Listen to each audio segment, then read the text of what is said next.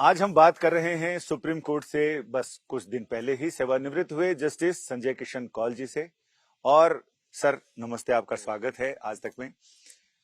सबसे पहले बातचीत सीधे शुरू करते हैं आपके हाल के जजमेंट से, जो 370 अनुच्छेद 370 पर बेंच के आप भी वरिष्ठ सदस्य रहे और आपने उसमें जजमेंट के साथ कुछ अलग से जो टिप्पणी की है, जो अपना जजमेंट लिखा है, उस पर हम बात करते हैं। आपने उसमें कश्मीर से जो विस्थापित हुए लोग, उनके लिए न्याय की, उनके लिए अच्छे फ्यूचर की बात की है, बिल्कुल अलग हटके, पूरी बेंच से अलग हटके। तो ये आपका कश्मीर कनेक्शन भी है और लोगों की पीड़ा को लेकर आपके मन की व्यथा भी है। देखिए, 30 साल हो गए हैं जब से कश्मीर का मतभेद जो शुरू हुए थे। मैं कहूँगा 30 साल से पहले से ये कहानी शुरू होती है। 80 से ये एक तरह से प्रॉब्लम शुरू हो चुके थे और 89 में एस्केलेट कर गए और 90 में माइग्रेशन हुई। तो एक देश के एक भाग से 4.5 लाख से ऊपर आदमी वहाँ ऐसी हालत हो गई कि उन लोगों को वहां से जाना पड़ा। वो बहुत अमीर नहीं होंगे, लेकिन अपनी अपनी जगह में सब लोग पढ़े लिखे संतुष्ट लोग थे। सबका घर था, मकान था। वो सब छोड़ के एक अनफ्रेंडली एनवायरनमेंट में आना, मुझे नहीं लगा किसी ने इस बात पे तवज्जो दिया था। उसके बाद लॉ एंड ऑर्डर सिचुएशन इतनी एस्केलेट कर गई थी कि आर्मी को आना पड़ा। आर्मी का कार्य है कि वो देश में देश की बाउंड्रीज को बचाए, पर जब स्थिति ऐसी हो जाती है कि एक सिसेशनिस्ट मूवमेंट इतनी आगे बढ़ जाती है, तो उसको कंट्रोल करने के लिए प्रयत्न करे गए। उसमें हो सकता है कुछ जातियां भी हुई हैं। तो दोनों ही समुदाय जो थे वो एक तरह से पीड़ित थे इसमें। और एक ये जो जनरेशन 30 साल तक बड़ी हुई है, जो उस वक्त 5-7 साल की थी, उसने अच्छे समय देखे ही नहीं कोई, जहां पर सारे लोग एक तरह से समुदाय में रहते थे। तो कॉन्फिडेंस बिल्डिंग मेजर तो करना पड़ेगा। आप सिर्फ उसको एक लॉ एंड ऑर्डर प्रॉब्लम देख के कब तक देखेंगे उसको?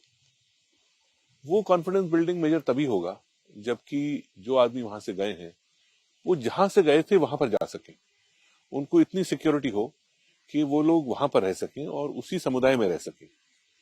मेरा अपना ये बिलीफ है कि जो भी पास में हुआ है उसमें आगे देखना पड़ेगा। मेरा पर्सनल बिलीफ फैमिली का ये रहा है, हम पार्टीशन में भी अफेक्ट हुए थे, इसमें भी अफेक्ट हुए, तो आगे लोग बढ़े हैं। बहुत सारे लोग 47 के पार्टीशन में अफेक्ट हुए, जिंदगी दोबारा से शुरू करी, उसको आगे बढ़ाया उन्होंने।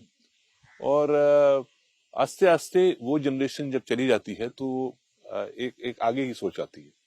उसी तरह से 30 साल समय कश्मीर में बहुत ज्यादा हुआ है। आगे की सोच करनी पड़ेगी जिस तरह से सोसाइटी आपस में मिलजुल के रह सके, और उसमें एक्नॉलेजमेंट ये करनी पड़ेगी कि जातियां हुई हैं, शायद प्रोसिक्यूशन ना हो, उसमें सोच एक अलग तरीके के आए।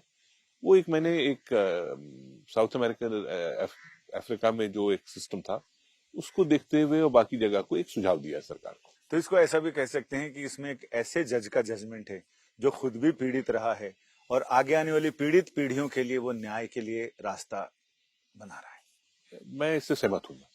मेरी ये सोच थी और मेरे लिए एक क्लोज टू द हार्ट ये बात थी कि उस प्रांत में शांति बने और बाकी लोग, दोनों तरह से जो लोग हैं, वो आप एक दूसरे को समझ के आगे बढ़े।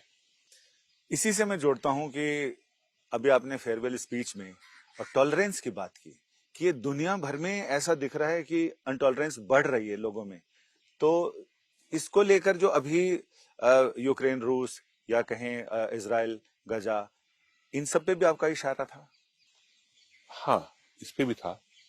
मैं ये कहूंगा कि कोविड जब सारे विश्व में फैला तो मुझे लगा कि दुनिया ये सोचेगी कि एक फ्यूटिलिटी जो कहते हैं इस चीज की, वॉर्स की, वो रहेगी। पर कुछ मुझे लगा उल्टा ही हुआ है। कोविड जाने के बाद लोगों में पेशेंस और कम हो गई, और ये विश्व रूपी चीज है। देशों में यही प्रॉब्लम है, देशों के अंदर यही प्रॉब्लम है, जिसे एक टॉलरेंस लेवल कहते हैं या acceptance of a point of view कहते हैं। वो पता नहीं, लोग एक एज पे बैठे हुए हैं मुझे लगता है। तो कहीं ना कहीं एक ह्यूमन रेस को सोचना पड़ेगा कि ये एक जो हमें ग्लोब वर्ल्ड दिया हुआ है, कुदरत ने दिया हुआ है, उसमें एक दूसरे के संग रहना और बाकी जीवों के संग भी रहने की एक सोच आनी पड़ेगी। बिल्कुल, किसी ने कहा है कि आज के जमाने में इंटॉलरेंस इसलिए बढ़ रहा है कि हर आदमी कुछ ना कुछ कहना चाहता है, सुनना कोई नहीं चाहता, इसलिए हर आदमी ये शिकायत करता है कि हमारी तो कोई सुनता ही नहीं, सिर्फ अदालत ही है जो सबकी सुनती है।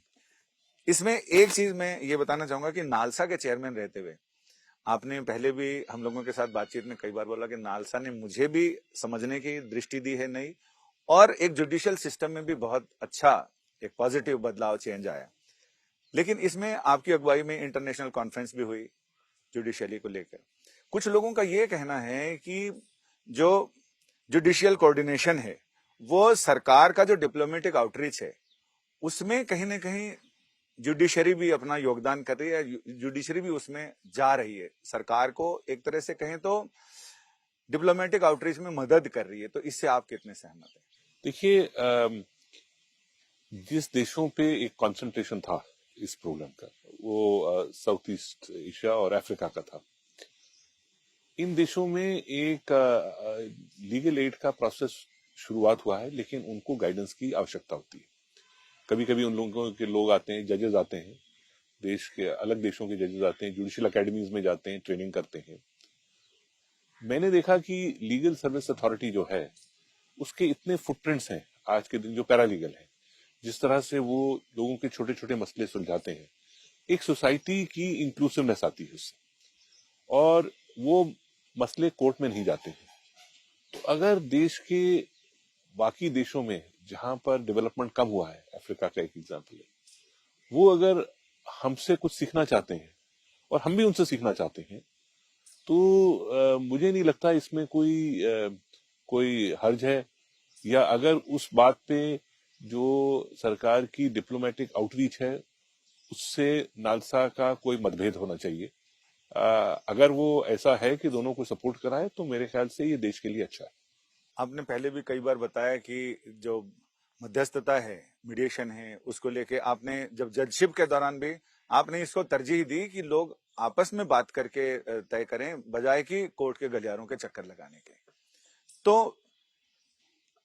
अब हम बात करते हैं सर जजों के अपॉइंटमेंट। भारत एक ऐसा देश है जहां पर जज ही जजों का अपॉइंटमेंट करते हैं, लेकिन उस पर भी लोगों को, बहुत सारे लोगों ने इसका क्रिटिसाइज किया है कि इसमें जो ट्रांसपेरेंसी है उसका अभाव है।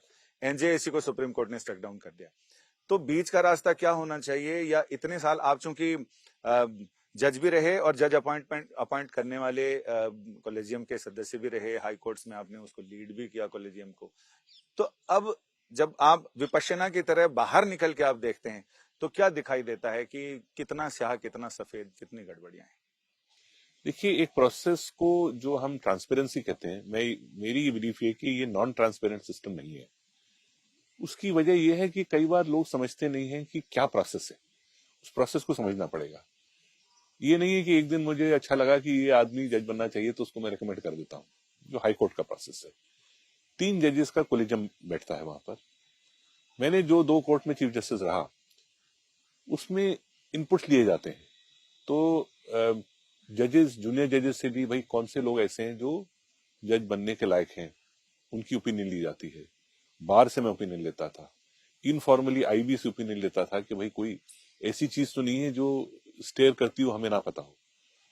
और उसके बाद सेक्शनल रिप्रेजेंटेशंस होती हैं, खासतौर से तमिलनाडु में एक डिफरेंट एनवायरनमेंट है, एक्सपेक्टेशंस हैं उसकी। बट कोशिश ये होनी चाहिए कि अगर आप सेक्शनल रिप्रेजेंटेशन भी करें या रिप्रेजेंटेशन टू वुमेन करें, उसमें जो भी बेस्ट हो उसको उठाया जाए। सब्जेक्टिविटी तब आती है अगर हम उस रिप्रेजेंटेशन को देते वक्त उसमें से जो नंबर 5 पे उसको उठाए। अब वो नंबर 1 पे या 5 पे, इतना तो चीफ जस्टिस और कोलिजियम पे छोड़ना पड़ेगा उसको सोच। इस सब चीज को देख के मिलके तब रिकमेंडेशन होती है। मैंने तमिलनाडु में 60 रिकमेंडेशन करी उस कोर्ट में, 46 बेंच पे आए, और बार की ज्यादातर आए, सर्विस वाले थे जो कुछ इनपुट उनके पास आगे का होगा नहीं होगा। पंजाब हरियाणा में 16 रिकमेंडेशन करी, 14 अपॉइंट हुए। तो इस प्रोसेस में अपॉइंटमेंट हुआ है, बट आज के दिन कहीं ना कहीं बात अटक रही है। वो अटक इसलिए रही है मेरे हिसाब से कि एनजेसी जब लाया गया तो पॉलिटिकल सिस्टम की बिलीफ थी कि ये एक मोर पार्टिसिपेटिव प्रोसेस है, और ये 90 के पहले तो सिर्फ सरकार का और चीफ जस्टिस का रहता था, तो इसमें एक रिप्रेजेंटेटिव देखते हुए, जजमेंट्स को देखते हुए लाया जाए। वो जो स्ट्राइक डाउन हो गया, उसकी वजह से एक रंजिश रह गई, और वो रंजिश मेरे हिसाब से रिफ्लेक्ट करती है, क्योंकि बहुत सारे नाम ऐसे हैं जो आज भी सेकेंड टाइम रिएटरेटेड हैं, 4-5 नाम पेंडिंग हैं। जो फर्स्ट टाइम नाम रिकमेंडेड हैं उसमें कोई 13 नाम ऐसे हैं जो पेंडिंग पड़े हुए हैं। वो ना वापस आते हैं ना आगे जाते हैं। उसमें कुछ चीफ जस्टिस नेगोशिएट करते होंगे उसमें, पर नतीजा ये है कि अपॉइंटमेंट प्रोसेस डिलेड होता है, एक उसमें उनकी सीनियरिटी डिस्टर्ब हो जाती है, दूसरी, और वो प्रोसेस इतना लंबा हो जाता है कि मैंने जो प्रयत्न करा कि कुछ अच्छे वकील हैं, जो सीनियर वकील हैं, कि वो जजशिप को एक्सेप्ट करें, और फर्स्ट जनरेशन लॉयर्स है, आपके कहा जाता है कि पारिवारिक नहीं होना चाहिए, फर्स्ट जनरेशन लॉयर्स हैं, नेशनल लॉ स्कूल्स के ग्रेजुएट हैं, बहुत कम माने, और उसमें सिर्फ एक मॉनेटरी एस्पेक्ट नहीं होता था। एक चीज मुझे जो कही जाती थी कि भाई हम इसमें अपने उखल में सिर क्यों दें, ये इतना लंबा प्रोसेस हो गया है कि हमारी प्रोफेशनल वर्क इफेक्ट हो जाती है, तो हम इसमें क्यों आए। तो वो एक सोच वाली बात है। इसलिए मैंने कहा कि शायद एनजेसी को एक एक्सपेरिमेंट की तरह मौका मिलना चाहिए था। उसमें वो मैटर पेंडिंग भी रह जा सकता था उसको ट्वीक करने के लिए, या उसमें जो खामियां थी उसको शायद ट्वीक करा जा सकता था। एक लॉक जैम का उसमें पॉसिबिलिटी थी, या ये फियर था कि 6 जनों की है तो इसलिए एक मेजर अटैक आया था। उसमें शायद अगर चीफ जस्टिस को प्रोमिनेंस दे दी जाती या फाइनल से दिया जाता तो 3:3 डेडलॉक भी ब्रेक हो सकता था, और उसके बाद अपॉइंटमेंट होनी चाहिए थी, तो अपॉइंटमेंट प्रोसेस शायद इंप्रूव हो जाता। ये सही है। मैं इस चीज को आज इसलिए कह रहा हूं क्योंकि मैंने इसको पोस्ट एनजेसी सिस्टम में देखा है, तो वो एक टसल रही है पोस्ट एनजेसी सिस्टम में, और अगर ये शायद फाइन ट्यून होता तो may be across the board एक डायलॉग होता, वो बेटर है बजाय डायलॉग बिहाइंड द सीन। तो उसमें हम अपनी बात शायद इन द एडमिनिस्ट्रेटिव साइड सरकार के सामने रखते और सरकार भी मानती, तो एक बेटर सिस्टम डेवलप हो सकता था। ये मेरी बिलीफ है। ये मौजूदा सिस्टम को लेके आपको लगता है कि इसमें और सुधार की जरूरत है? देखिए, अगर कोलिजियम सिस्टम है आज के दिन, तो with in the working of the collegium system मुझे नहीं लगता है और कुछ कहा जा सकता है। इसमें एक एमओपी आई, वो एक डायलॉग रहता है कि एमओपी सरकार ने फाइनल नहीं करी, बट वो कोर्ट की तरफ से फाइनल होकर चली गई। जजमेंट में यही था, एक बार वो फाइनल होकर चली गई, उसको बार बार उठाया नहीं जा सकता। तो ये एक सिस्टम में जितना कुछ हो सकता था वो हुआ है, लेकिन उसके बावजूद भी एक थोड़ा ऑब्स्ट्रक्शन आ रहा है। मैं इतना कहूंगा, जब मैं कॉलेजियम में आया मेरी बिलीफ ये थी कि फॉर एग्जांपल सुप्रीम कोर्ट की जो सिलेक्शन प्रोसेस है उसमें ये जरूरी है कि जजमेंट्स उस जज की सर्कुलेट होनी चाहिए, क्योंकि सबने उसकी सब काम नहीं देखा हो। तो ये बिलीव रखना कि भाई मैं जानता हूं अच्छा है, सिर्फ काफी नहीं है। और जब मैंने इंसिस्ट करी है तो उसके बाद से जजमेंट सर्कुलेट शुरू हुई। मैंने कहा मैं ऐसे I would not like to participate unless judgement circulate. आज के दिन जजमेंट सर्कुलेट होती है, डाटा सर्कुलेट होता है, तो काफी सिस्टम फाइन ट्यून हुआ है। अब वो जो सरकार और जुडिशरी के बीच में जो मौका है वो इस सिस्टम के अंदर इससे ज्यादा नहीं इंप्रूव हो सकता। या तो सरकार ये मानने को तैयार हो कि जो कोलिजन ने उनका व्यू लेके कराया वो कराया, और वही process first time return second time रिएट्रेशन में अपॉइंट हो। नहीं तो अगर सरकार को कोई और चीज चाहिए तो उनको कुछ कानून पिछले जजमेंट को देखते हुए ला सकते हैं। अभी हाल के कुछ दिनों की बात करें तो सुप्रीम कोर्ट के कुछ जजमेंट्स को लेकर लोगों में बड़ा निराशा रही, या लोग उस पर क्रिटिसाइज करते रहे कि जैसे जांच एजेंसियां हैं उन सबको ज्यादा अधिकारों को लेकर बात हुई, ईडी को अधिकारों को लेकर बात हुई, या आर्टिकल 370 के इस महाराष्ट्र का state politics, governor versus state का स्टैंड ऑफ था, या मैरिज इक्वलिटी थी, उस पर आपका क्या ओपिनियन है? तो देखिए, जो एक हमने फ्लैग करा था इशू कि सोसाइटी में एक दूसरे को एक्सेप्ट करने की प्रॉब्लम आ रही है कुछ। कहीं ना कहीं हम लोगों को, इस चर्चा से पहले आपने कहा कि सुनना ज्यादा चाहिए, कहीं ना कहीं हमको सुनने की आदत डालनी चाहिए, सिर्फ बोलने की आदत नहीं डालनी चाहिए। तो वो जो एक माई वे और हाईवे सिचुएशन आ रही है या दूसरे की बात न सुनने को, तो उसमें एक मिडिल पाथ सफर करता है।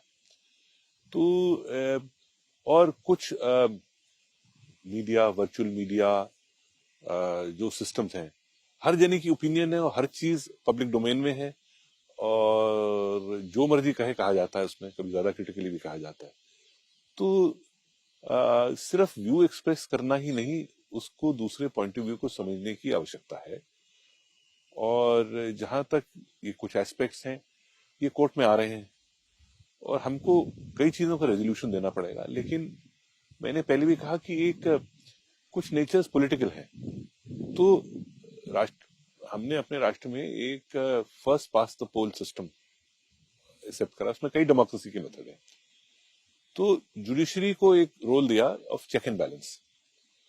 तो वो चेक एंड बैलेंस कानूनी चीजों पे है, पर जो पॉलिटिकल डोमेन की डिफरेंस ऑफ व्यूज है, वो पॉलिटिकल डोमेन में ही रिकनसाइल होनी चाहिए। उसमें कभी कोलिजन गवर्नमेंट्स रही हैं जहां बैलेंसिंग ज्यादा होता है, कभी स्ट्रांग गवर्नमेंट्स रही हैं तो ऑपोजिशन का रोल प्ले करना उनको शायद मुश्किल पड़ता होगा, लेकिन उसकी सब्स्टिट्यूशन कोर्ट नहीं कर सकता।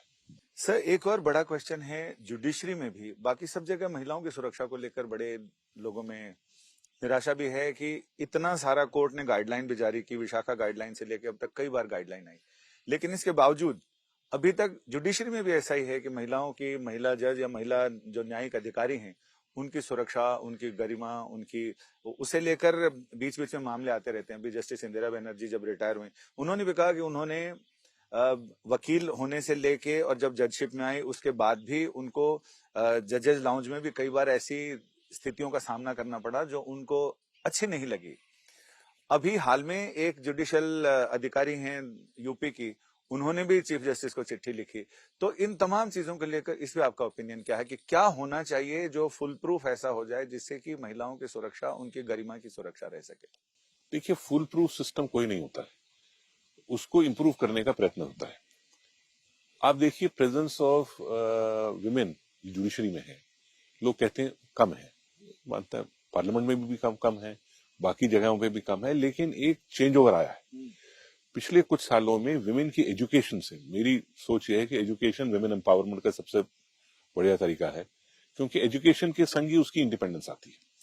तो आप अगर सबऑर्डिनेट जुडिशरी का स्ट्रक्चर आज के दिन देखेंगे, तो फ्रेश रिक्रूटमेंट प्रोसेस में अक्रॉस द कंट्री 1/3 से कहीं ज्यादा रिक्रूटमेंट विमेन का है, on their own merit, without any reservation. कई स्टेट्स में 50% है। मैंने लास्ट जब दिल्ली में इंटरव्यूज करे थे तो 73% विमेन थी, आई स्टिल रिमेंबर। तो शायद कल को मेन रिजर्वेशन ना मान लें, ये ऐसी इशू आएगी। पर क्या है, जब हम हाईकोर्ट लेवल्स पे देखते हैं तो किसी एज प्रोफाइल हम देखते हैं 45, 47 से लेके 55 तक, उसको 20-25 साल पहले वकालत ज्वाइन करनी चाहिए थी। तब वो माहौल नहीं था, लोग पार्ट टाइम आते थे। बट आप 15 साल बाद देखेंगे तो मुझे नहीं लगता कि कोई इसमें वुमेन की रिप्रेजेंटेशन में कमी होगा। बल्कि मुझे ख्याल है, मैंने सबऑर्डिनेट जुडिशरी में कहा कि देखिए, with women increasing, maternity leaves होंगी, बाकी चीजें होंगी, तो उसकी स्ट्रेंथ का ध्यान रखना पड़ेगा। तो इस तरह से वी हैव टू गियर, वो भी एक है। आप कहते हैं महिला की गरिमा रखने के लिए, इसमें कोई शक नहीं कि महिला की गरिमा रखना आवश्यक है, बट ये सोसाइटी का एवोल्यूशन प्रोसेस है, एंड हम लोग एक एवोल्यूशन प्रोसेस के थ्रू जा रहे हैं, उसमें एबरेशंस भी होंगी। जुडिशरी में भी इस बात को कोई लाइटली नहीं लिया जाता है। कई बार ये सही है कि जहां एक वॉइस प्रिजर्व रहा हो और वुमेन कम रहे हो, बातचीत करने के तरीके में थोड़ा सा सेंसिटिविटी कम हो जाती है। तो ये एक एवोल्यूशन प्रोसेस से आएगा, और अगर कुछ एग्जाम्पल्स आते हैं तो एक्शन लिया जा रहा है। कई बार लोग पब्लिकली कई चीज को कह जाते हैं, वुमेन कह जाती हैं, पर जब उस मामले को देखा जाता है तो शायद उसका कोई और रूप भी होता है। तो मेरे हिसाब से इस चीज पे अटेंशन है और ये इवॉल्व करेगा। सर, एक और बड़ी समस्या है जुडिशरी में कि मुकदमों का बढ़ता बोझ, कोर्ट्स की जिस तरह से आबादी के मुकाबले कोर्ट्स की, जजेस की संख्या बढ़नी चाहिए, वो लगभग पहले तय था। 36 साल पहले विधि आयोग ने कहा था कि 10 लाख की आबादी पर 50 कोर्ट्स जज होने चाहिए, सो अभी 21-22 तक ही हैं। तो एक तो ये सिस्टम है, और दूसरा ये कि मुकदमा का बोझ लगातार बढ़ता जा रहा है। तो ऐसे में ये जो 3 नए लॉ आए हैं, भारतीय न्याय संहिता, भारतीय नागरिक सुरक्षा संहिता और साक्ष्य अधिनियम, तो इससे इन सारी चीजों को कैटर करने में कितनी आसानी होगी, इस पर आपकी प्रतिक्रिया क्या है तीनों नए कानूनों पर? देखिए, मैंने जज होते हुए ठीक नहीं समझा कि इस पे मैं इसकी स्टडी करूं, तो मैंने इसकी स्टडी नहीं करी है। बट मैं इतना कहना चाहूंगा कि हमारे यहाँ हम प्रोसेसेस को काफी ब्लेम करते हैं, बट इम्प्लीमेंटेशन होना चाहिए। तो लॉ अच्छा बने ये जरूरी है, क्योंकि लूज लॉ लिटिगेशन को ब्रीड करता है। और हमारे यहाँ जो एक लेजिस्लेटिव ड्राफ्टिंग स्किल्स हैं वो आउटसोर्स्ड ही हैं अब। तो कानून बनाने में जरूरी है कि उसकी तवज्जो दी जाए इन चीजों पे। मेरा अपना बिलीफ है, जैसे एविडेंस एक्ट है, बहुत अच्छी तरह से बना हुआ है ओरिजिनल एविडेंस एक्ट। अब उसमें इतना पुराना हो गया तो कुछ चेंजेस होंगे। मैंने जो सुनने में आया कि काफी कुछ कानून जो पिछला था उसको नए कानून में एज इट इज इनकॉर्पोरेट भी करा गया है। तो अभी मैं इस बात पे इससे ज्यादा टिप्पणी नहीं कर पाऊंगा। इसकी मेरा कंसर्न इतना ही है कि इसकी लिटिगेशन तो नहीं कहीं बढ़ेगी, और बढ़ेगी तो उसके लिए हमने गियर करा है सिस्टम को, मोर जजेस को या बाकी चीजों को। लिटिगेशन इम्पैक्ट कराया कि नहीं, वो अक्सर रह जाता है लिटिगेशन इम्पैक्ट स्टडी। सर, एक और बड़ा क्वेश्चन ईडी और इन सब जांच एजेंसियों को लेके अभी आपके बेंच का एक जजमेंट आया था जिसमें बेल और अरेस्ट प्रोसीजर्स को लेके आपने उसे बहुत गंभीरता से ध्यान देने की बात कही थी और उस पर गाइडलाइंस भी आई। तो इन्वेस्टिगेशन के प्रोसेस में कितना और चेंज और सुधार लाने की जरूरत है जिससे समय से जांच भी हो जाए पूरी और न्याय मिलने में जो इतना लेंदी प्रोसेस हो जाता है उसको कट शॉर्ट किया जा सके? देखिए, एक कंसर्न ये है कि कस्टडी ड्यूरिंग ट्रायल एक पनिशमेंट ना बन जाए, सिर्फ कि हम उसको पनिश नहीं कर पाते हैं तो इसलिए हम उसको उतने दिन कस्टडी में रख लें। आज के दिन साइंटिफिक मेथड्स बहुत इवॉल्व हुए हैं जिनका प्रयोग होना चाहिए, जिससे इन्वेस्टिगेशन इंप्रूव करे। अब नालसा ने एक डिफेंस सिस्टम को भी इंप्रूव करने को कहा कि जैसे होता है कि उसमें गवर्नमेंट का सपोर्ट आया, फंड्स आए कि जो आदमी अफोर्ड नहीं कर पाता है उसको हम अच्छे से अच्छा वकील दें। तो सपोर्ट दोनों तरफ होना चाहिए, डिफेंस सिस्टम में भी और प्रोसिक्यूशन सिस्टम में भी। और कहीं ना कहीं मेरी बिलीफ है जैसे प्ली बार्गेनिंग है, उससे केसेस कम हो सकते थे, पर हमारे यहाँ रियली सेंटेंस बार्गेनिंग है। तो क्या हम उस लार्जर इशू को, प्ली बार्गेनिंग को भी देखेंगे, उसकी मॉडिफिकेशन को? और जो इकोनॉमिक ऑफेंसेस एक कैटेगरी बाय देमसेल्व्स माना जाता है, उसमें कुछ ये सही भी है कि कॉम्प्लेक्सिटी ऑफ इकोनॉमिक एविजन जो है बढ़ता जा रहा है। तो सरकार चाहती है कि भाई इसमें ये एक सोसाइटी को इफेक्ट करता है, बट अगेन उसको हमने प्रोसिक्यूट करके अगर उसने कोई गलत करा है तो उसको कन्विक्ट करना है, सिर्फ प्रोसेस में तो नहीं रखा जा सकता। एफएसएल लैब्स फॉर एग्जांपल देश में बहुत कम थी, अब बढ़ा रहे हैं। एफएसएल लैब्स में भी सालों तक कई बार रिपोर्ट नहीं आती, वो कहते हैं कि वायलेशन कॉम्प्लेक्स है। तो इंडिया में इतना टैलेंट अवेलेबल है, specially on software and other aspects, कि मुझे ये लगता है कि इन चीजों पे तवज्जो देके चार्जशीट्स क्विकली फाइल हो और उसका एक नतीजा देख सके, तभी फेथ बढ़ेगा। अगर हम सिर्फ उनको जेल में रखेंगे विदाउट अल्टीमेट उसको कहीं कन्विक्शन ऑब्टेन करे हुए, उससे सिस्टम का फेथ बढ़ता नहीं है। इसी से जुड़े एक सवाल और भी है कि क्या यही वजह है कि जो इक्विटल रेट है, सुप्रीम कोर्ट ने कई बार टिप्पणियां भी की हैं कि ईडी सीबीआई इन सारे लोगों में इक्विटल रेट बहुत ज्यादा है, कन्विक्शन रेट बहुत कम है। और दूसरा एक बड़ा सवाल लोग ये कहते हैं कि इतने साल आपने जुडिशरी में इतने सारे तरह के मुकदमे देखे और जांच एजेंसियों से जुड़े हुए, तो आपको कभी लगा कि जो आरोप लगाते हैं लोग कि सरकारें पॉलिटिकली इन एजेंसियों का इस्तेमाल करती है, तो क्या एजेंसियां आपको लगा कि इस्तेमाल हो रही हैं या पॉलिटिकली मुकदमे दर्ज हो रहे हैं?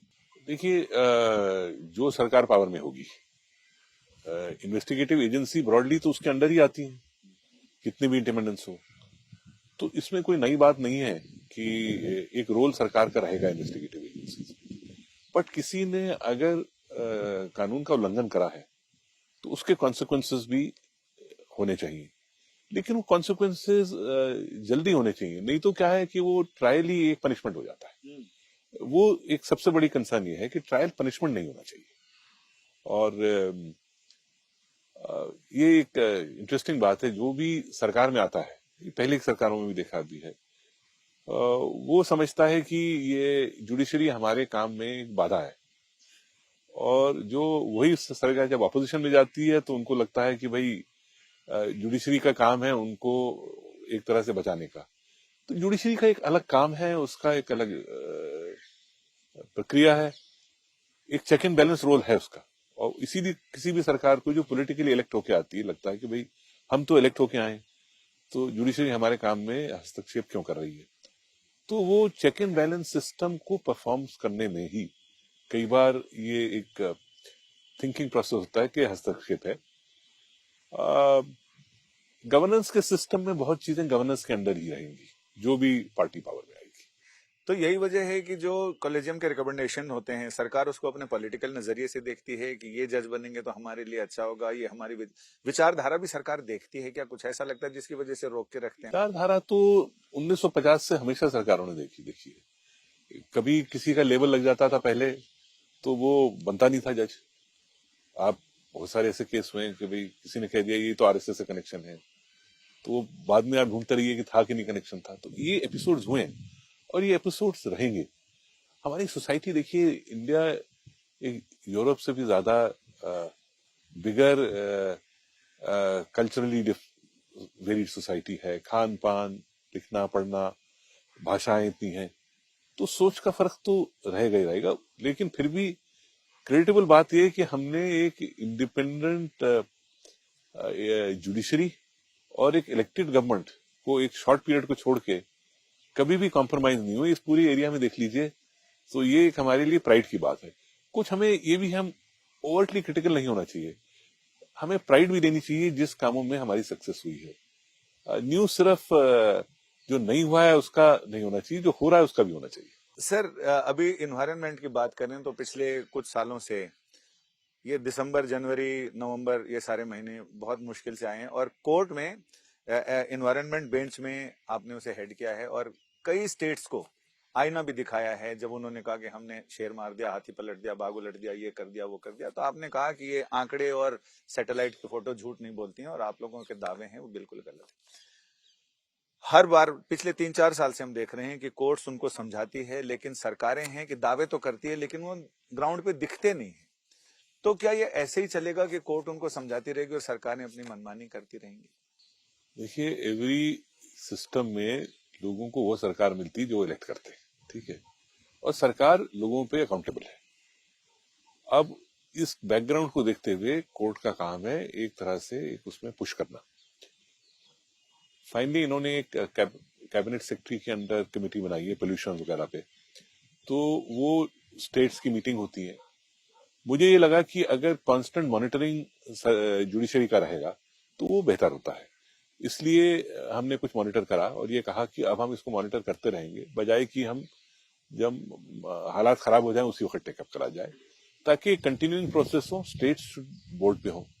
ये एक बड़ा डेवलपमेंट और एनवायरनमेंट का एक चैलेंज बहुत देखने में आ रहा है।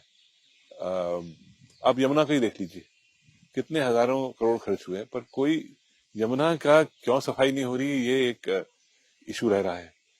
गंगा की सफाई क्यों नहीं हो रही, इशू रह रहा है। हालात क्यों ऐसे हो जाते हैं जिसमें पोल्यूशन लेवल इतने बढ़ गए हैं। दिल्ली में, मेरा बचपन दिल्ली में गया है, हम लोग तो लुक फॉरवर्ड करते थे इस पीरियड को।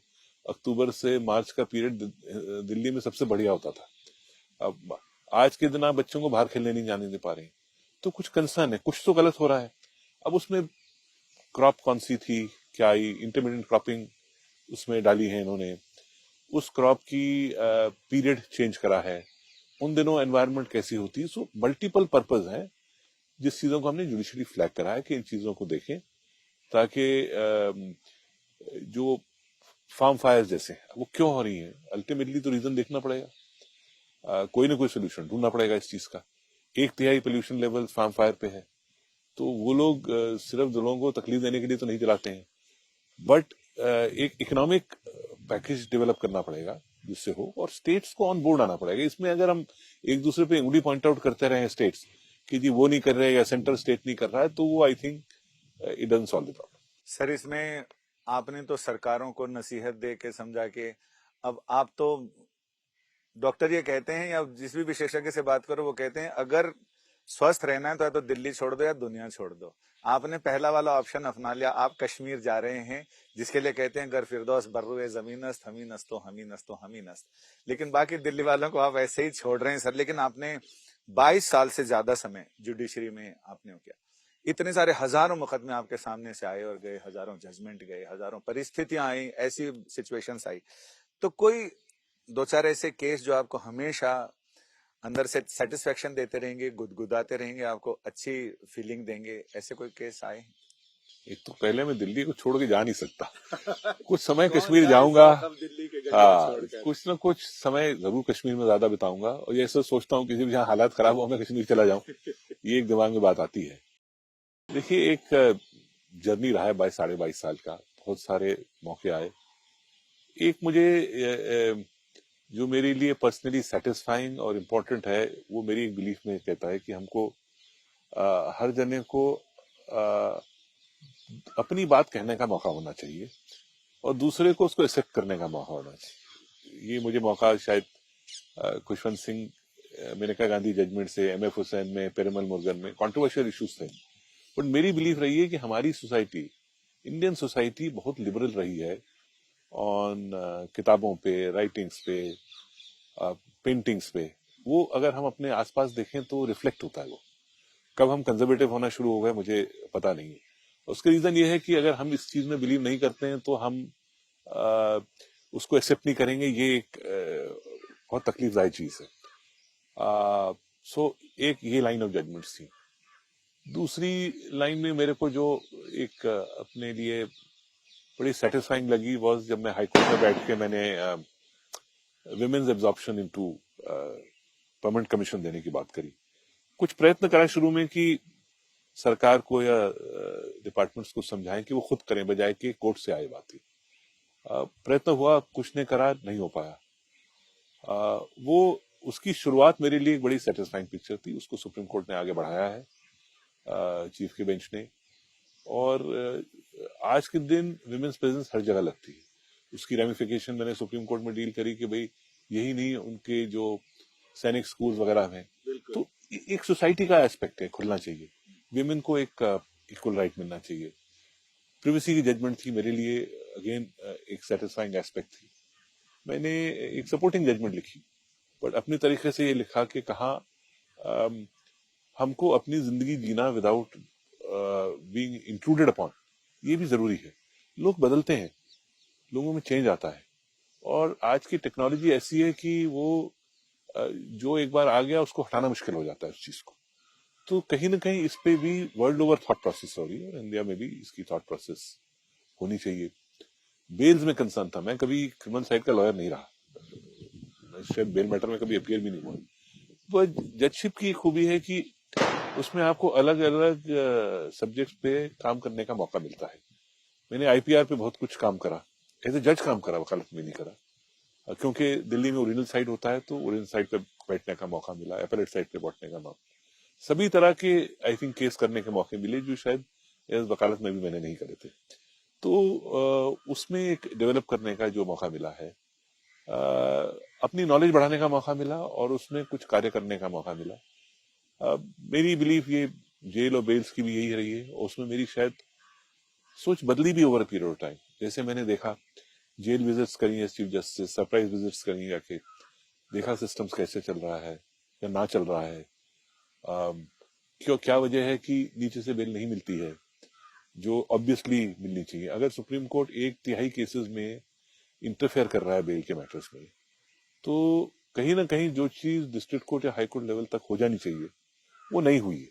ये हमारा कार्य नहीं है बेल देना। ये मेरे को किसी ने जज कहते थे कि हम एक अननेसेसरी बर्डन ले लेते हैं, पर क्या करें जब पर्सनल लिबर्टी का सवाल होता है। जब वो लिबर्टी का सवाल है, हम ये नहीं कह सकते कि भाई आप 2 कोर्ट से हुए हैं, हम अपना हाथ जोड़ देते हैं, इसमें हम कुछ नहीं कर सकते। मेरे लिए कि टोटल पीरियड सेटिस्फाइंग पीरियड रहा। मुझे कई लोगों ने कहा आपने वकालत को ज्यादा एंजॉय करा है जजशिप को, मैंने दोनों को एंजॉय करा है अपनी तरीके से। मुझे कोई रिग्रेट नहीं रहा। जो मुझे ठीक लगा, जो मेरे माइंड में आया, वो मैंने करा है उसको। और शायद मैं दोबारा भी जिंदगी इसी तरीके से जीऊं अगर मुझे यही मौका मिले तो। मैं इसीलिए मतलब रिग्रेट्स पे मैं बात भी नहीं करना चाहता, क्योंकि आपके जीवन का एक नया फेज शुरू हो रहा है, तो हम अच्छे नोट्स पर इसको खत्म करना चाहते हैं। बातचीत तो आगे भी जारी रहेगी, लेकिन हम चाहते हैं कि इसको विराम देने से पहले आखिरी सवाल में रहिए कि जजों के रिटायरमेंट्स के बाद सरकार बहुत सारी चीजें तश्तरी में लेकर आती है, राज्यसभा की सदस्यता, और कई लोग राज्यपाल बनते हैं। तो ऐसे किसी ऑप्शन पर आपका मतलब जस्टिस कॉल का क्या कॉल रहेगा इस पर? मैं कह चुका हूं ऑलरेडी, मैं अपनी जिंदगी एक प्राइवेट सिटीजन की तरह बिताना चाहता हूं। देखिए, एक जज, ये मेरी सोच है कि एक जज एज ए J1 रहा हूं सुप्रीम कोर्ट में, मुझे और क्या मिल सकता है इस सिस्टम से।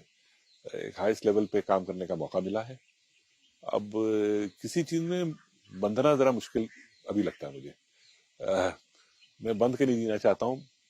मेरी बिलीफ ये, मैं आज किसी ने व्हाट्सएप मैसेज भेजा तो देख रहा था कि 65 से 75 तक जिंदगी का बड़ा एक अच्छा मोड़ होता है।